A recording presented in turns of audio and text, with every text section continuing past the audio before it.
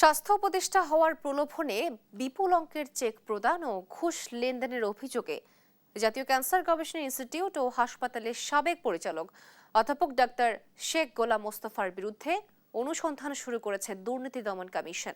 এ ঘটনায় বৃহস্পতিবার সকালে দুদকের উপপরিচালক মোহাম্মদ আক্তারুল ইসলামের নেতৃত্বে একটি টিম রাজধানীতে তার কার্যালয়ে হঠাৎ অভিযান চালায়।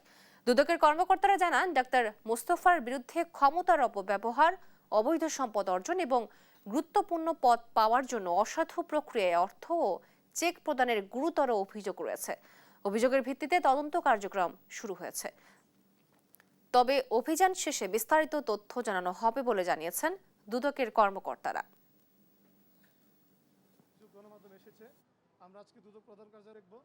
সাবেক পরিচালক ডক্টর শেখ গোলাম মোস্তফা এর বিরুদ্ধে ক্ষমতার অপব্যবহারপূর্বক অবৈধ সম্পদ অর্জন এবং অসাধু প্রক্রিয়ায় রাষ্ট্রের গুরুত্বপূর্ণ পদ প্রাপ্তির নিমিত্তে ঘুষ প্রদানের অভিযোগে এবং অভিযোগ সংশ্লিষ্ট রেকর্ডপত্র কিছু সংগ্রহ করা হয়েছে, আরও কিছু রেকর্ডপত্র সংগ্রহ করা বাকি।